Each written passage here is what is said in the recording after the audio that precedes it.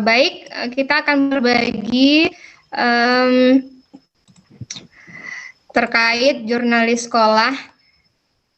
Jurnalis sekolah itu ini dia. Oke. Kelihatan Bapak Ibu? Terlihat. Kelihatan. Jurnalis sekolah dengan tema menjadi jurnalis handal sejak dini. Dan ini memang sebuah kegiatan atau program yang dirancang khusus siswa SMP. Jadi kelasnya tentu dengan siswa-siswa yang ada di sekolah menengah atas, karena kemampuan siswa tentu lebih terampil lagi.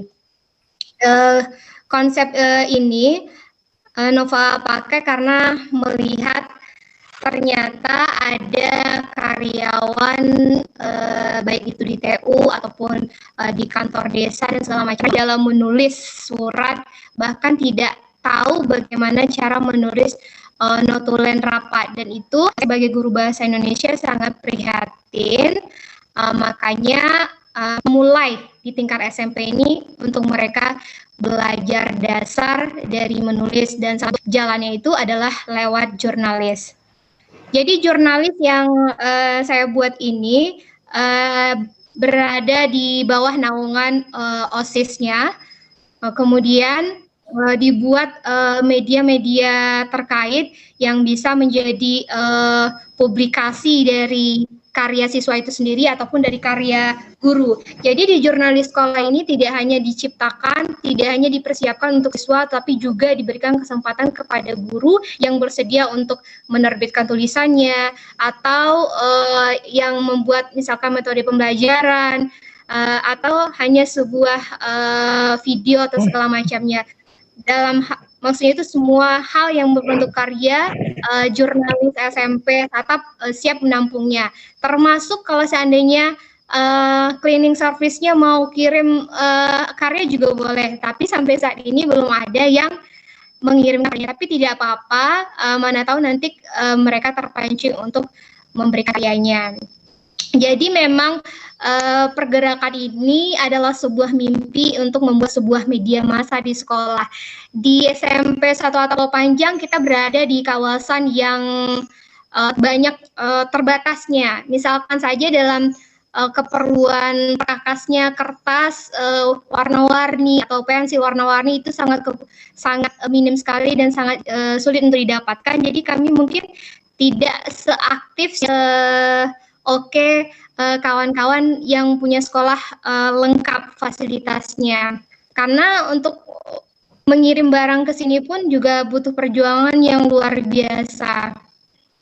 Jadi maksud saya di sini mimpinya itu punya cita-cita, mana tahu nanti ada yang namanya katakanlah buletin ataupun minimal ada semacam radio komunitas, nanti mereka juga bisa berekspresi berkat radio tersebut. Itu mimpi yang selalu ada di setiap langkah kalau ketemu sama siswa-siswa. Jadi ini ada media, kalau ini yang Facebook ini adalah grupnya, jadi ini baru dibuat.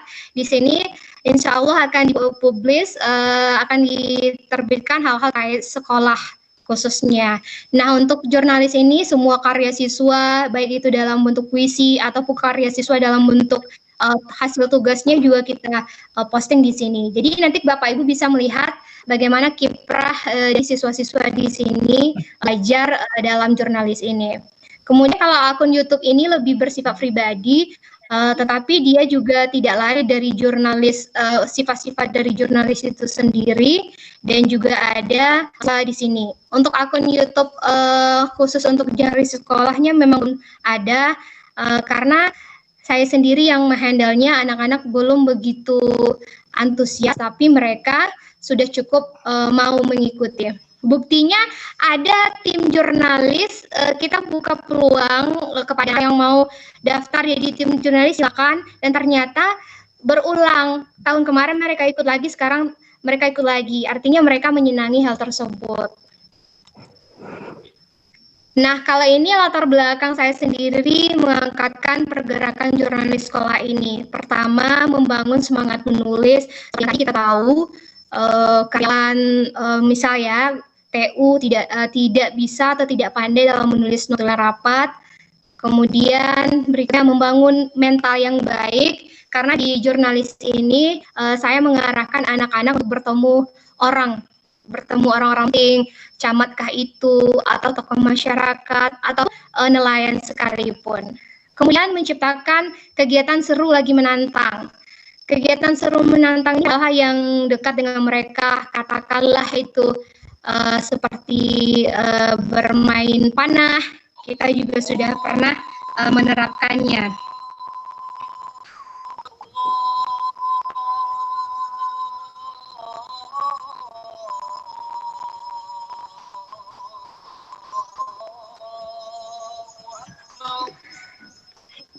Baik Bapak Ibu, kita lanjutkan. Kemudian menciptakan jiwa produktif lagi positif.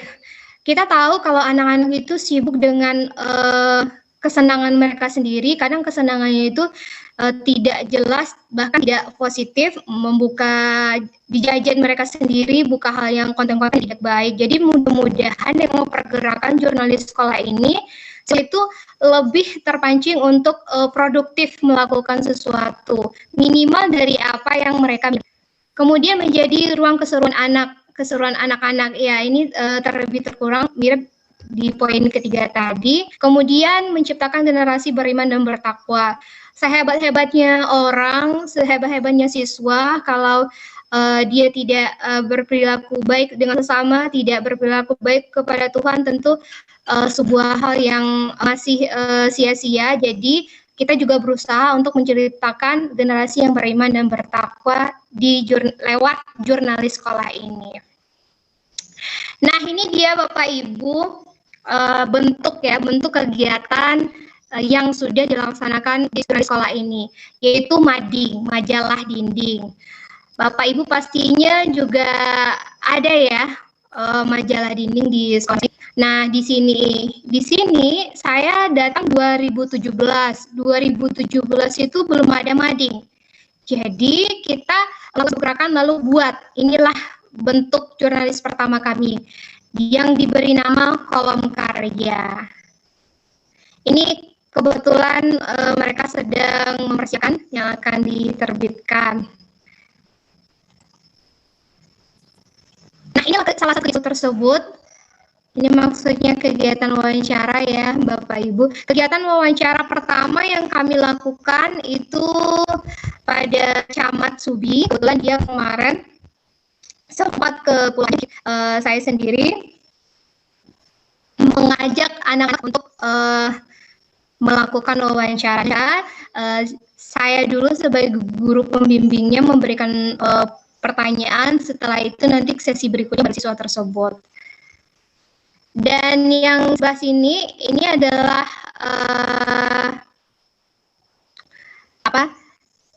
PM, pengajar muda mengajar. Saya pribadi juga anak-anak melakukan wawancara, dan dia adalah Duta Museum Yogyakarta 2019. Jadi dengan tokoh-tokoh seperti itulah saya mengajak siswa-siswa itu untuk terus semangat melanjutkan pendidikannya. Nah, yang gambar yang di tengah ini baru terakhir kemarin kita mengunjungi situs budaya di desa ini. Ternyata ada kuburan pemakaman yang dibuat sedemikian rupa, sangat indah.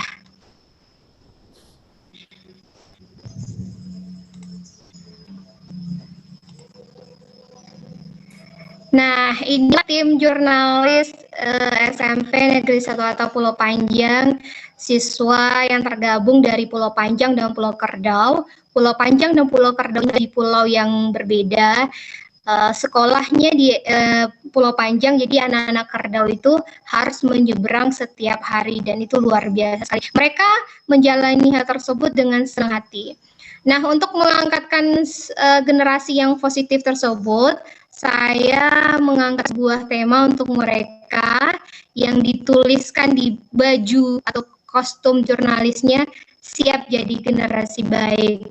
Berharap kata-kata ini menjadi ingatan bagi mereka untuk senantiasa berbuat baik, baik untuk diri sendiri, orang lain, apalagi dengan Tuhan. Oke, Bapak Ibu, sekian dari saya. Mudah-mudahan kilas ini mampu memberikan tambahan ide-ide buat Bapak Ibu dimanapun berada. Oke, Mbak Neni. Ya. Ya, itulah tadi pemaparan materi dari narasumber kita. Luar biasa sekali ya, sudah kita ketahui tadi yang sudah dipaparkan bagaimana cara-cara menjadi jurnalis di sekolah tersebut, di mana mulai dari awal ya, mulai dari awal membuat mading kolom karya, kemudian mengajak siswa untuk terlibat aktif dalam tim jurnalis, memang luar biasa sekali. Nah, mungkin dari Bapak Ibu peserta ada yang ingin ditanyakan kepada narasumber kita, atau ada yang mau berbagi pengalaman tentang kegiatan jurnalis di sekolahnya, mungkin ada. Iya, benar. Kalau nggak ada, nanti saya yang bertanya. Ada banyak yang mau ditanyakan. Boleh. Saya sapa dulu lah peserta kita, siapa ya? Ada ya. Bu Neni. Iya, Pak Alex. Alex. Coba sapa dulu Bu Pasaribu. Bagaimana Pak? Bu Eli Pasaribu. Bu Eli Pasaribu. Bu Eli. Halo Ibu. Iya, Eli. ada di sini. Ada. Ya. Ibu Eli, ada yang mau ditanyakan Bu Eli atau mau berbagi pengalaman Ibu Eli? Rasanya kalau berbagi pengalaman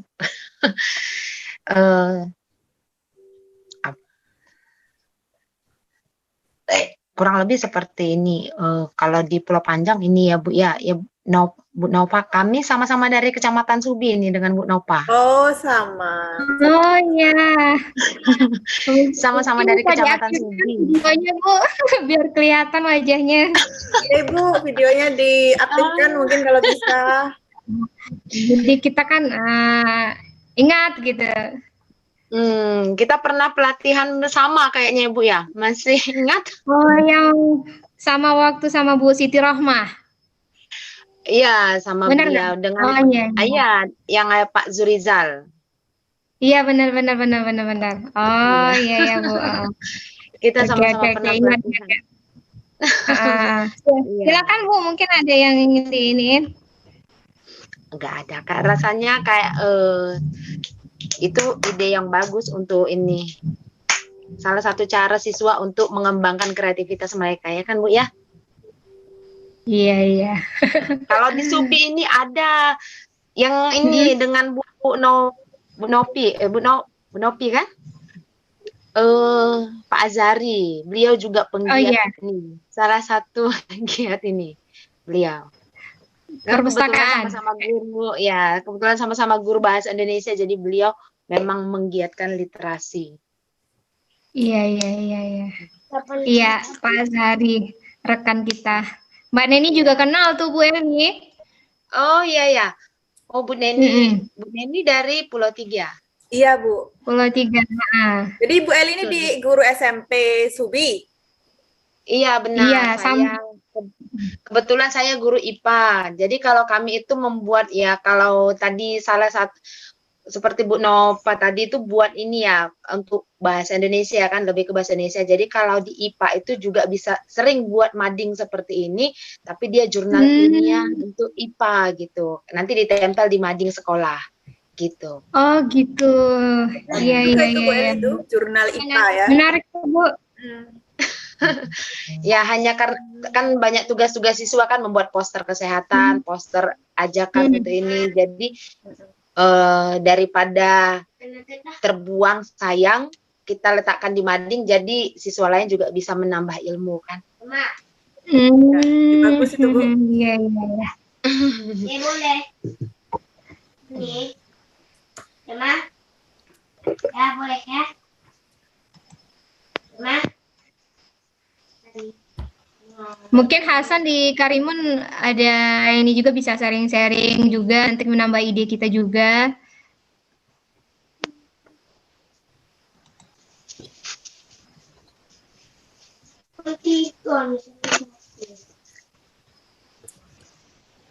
Ada lagi yang mau ditanyakan?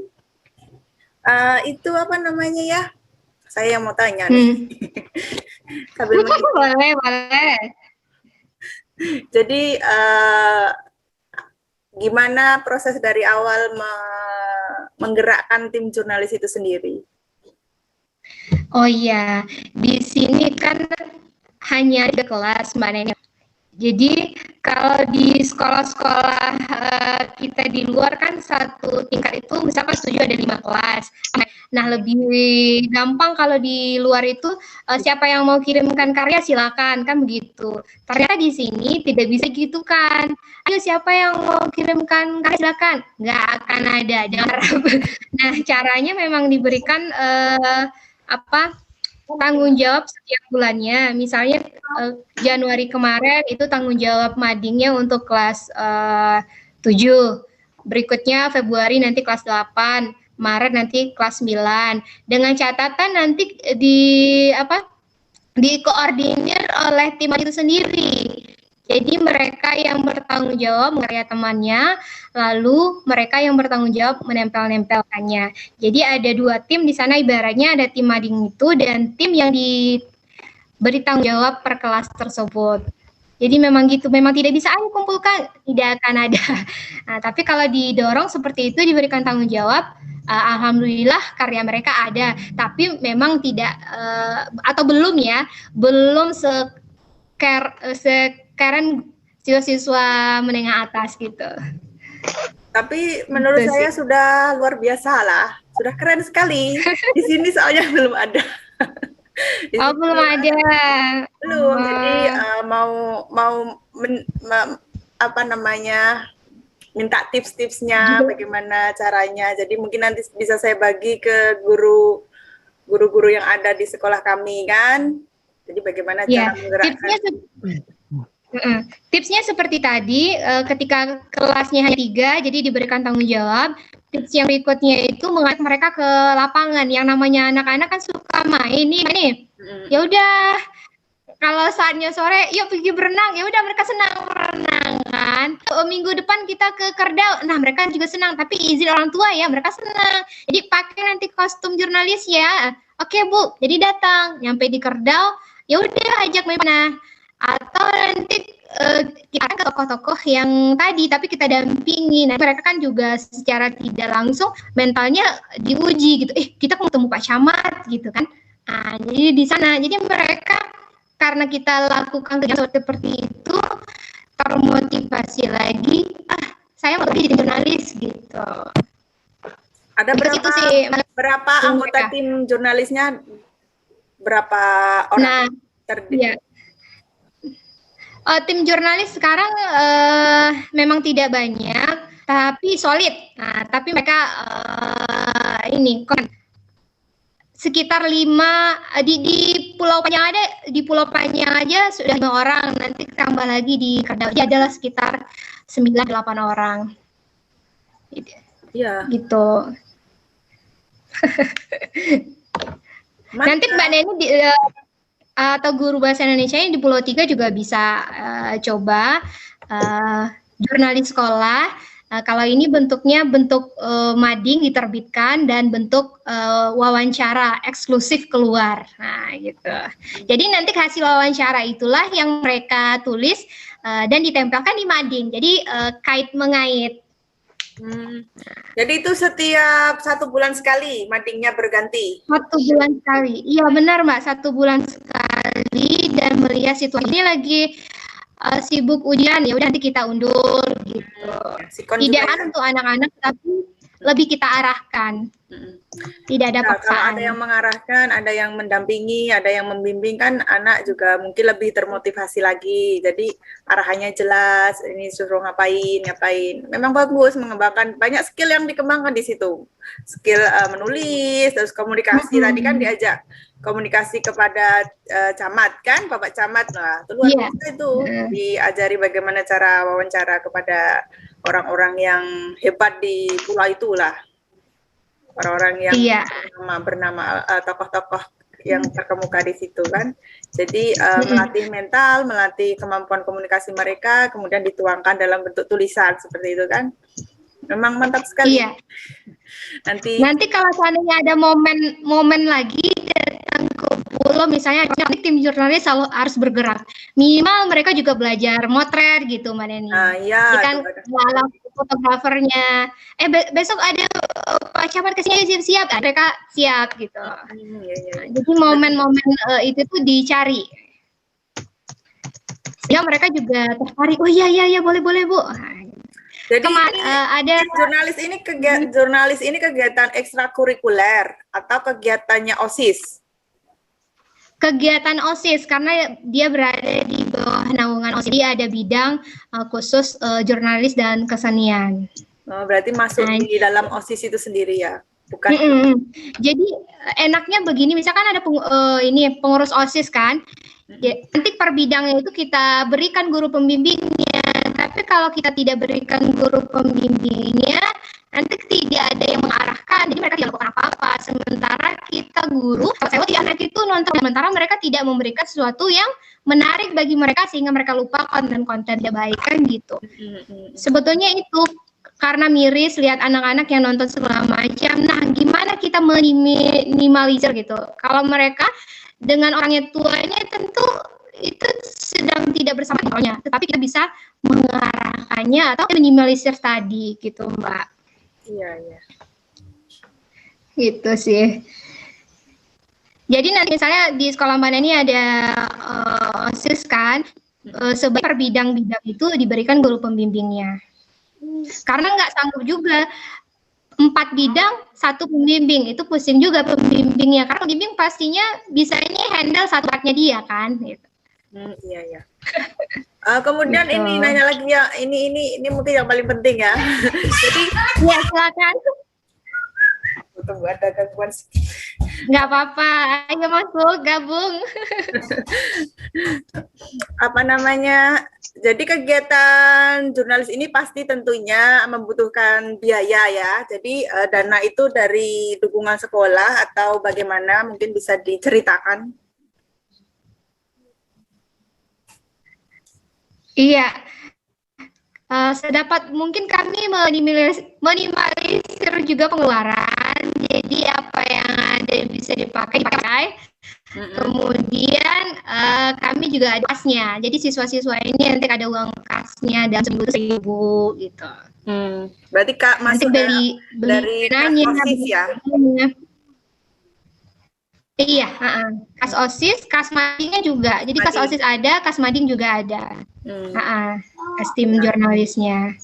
Berarti mencoba dulu memanfaatkan yang ada, kalau memang sudah kepentok baru mengeluarkan biaya. Tolongan. Insya Allah kita dapat dana afirmasi, nanti insya Allah akan di papan mading yang lebih layak lagi. Itu.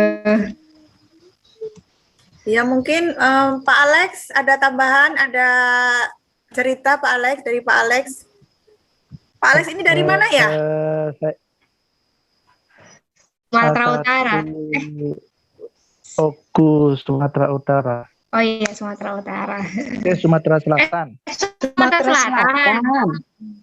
Sumatera Selatan ya Pak ya. Sumatera Selatan. Satu Oku Selatan. Oh, Sumatera Selatan. Bagaimana Mbak Neni? Atau bagaimana? Bagaimana Pak? Kurang jelas suaranya. Nggak ada.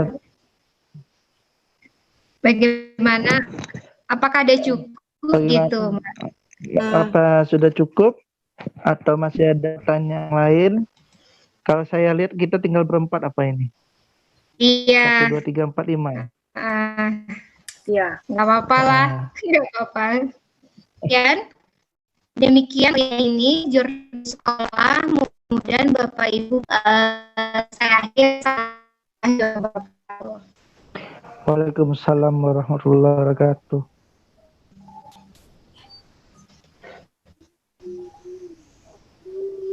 Baiklah, itu tadi materi yang sudah dipaparkan oleh narasumber kita, Ibu Novalina Sukri. Alhamdulillah sudah berjalan dengan lancar dan tentang jurnalis sekolah tadi sudah dikupas tuntas, sudah dibagi pengalaman beliau selama membimbing tim jurnalis di SMP Negeri 1 Atap Pulau Panjang. Memang luar biasa sekali, sudah banyak sekali karya dan pengalaman yang sudah beliau lakukan dan sudah beliau sharingkan dengan orang-orang yang kenal dengan beliau lah. Ya mungkin dari tadi sudah diberitahukan bahwa tim jurnalis sekolah tadi itu kan sudah ada juga media sosialnya berupa Facebook, Instagram, dan juga YouTube. Nah, sudah banyak karya-karyanya di situ. Mungkin nanti peserta yang ingin mengintip-ngintip hasil karya dari tim jurnalis SMP Negeri 1 Pulau Panjang bisa diintip-intip Facebooknya tadi jurnalis SMP Negeri 1 Atap Pulau Panjang, kemudian Instagramnya tadi jurnalis_SMPN Satap Pulau Panjang. Sedangkan dari YouTube-nya tadi itu YouTube beliau sendiri, YouTube atas nama Novalina Sukri. Di situ juga sudah banyak karya yang diabadikan di situ, sudah diposting di YouTube. Jadi sudah ada beberapa karya beliau tentang lebih khususnya tentang SMP Satap Pulau Panjang ataupun tentang Pulau Panjang dan pulau-pulau di sekitar Pulau Panjang dan Subi, begitu ya. Jadi dari saya selaku moderator, mohon maaf apabila ada banyak kekurangan, banyak kesalahan. Terima kasih kepada narasumber kita dan juga kepada peserta yang sudah hadir dan menyimak materi kita pada siang hari ini. Terima kasih untuk partisipasinya. Saya akhiri. Sekian dari saya. Wassalamualaikum warahmatullahi wabarakatuh. Waalaikumsalam. Kepada host kita, Bapak Alex. Terima kasih untuk Bu Neni. Alhamdulillah kita telah sampai di penghujung acara. Terima kasih banyak kepada narasumber, moderator, serta para peserta yang telah menyimak acara dari awal sampai akhir. Semoga banyak ilmu dapat kita aplikasikan dalam kehidupan sehari-hari. Saya mewakili panitia yang bertugas menyampaikan mohon maaf atas segala salah kata dan perbuatan. Akhir kata, terima kasih. Wassalamualaikum warahmatullahi wabarakatuh.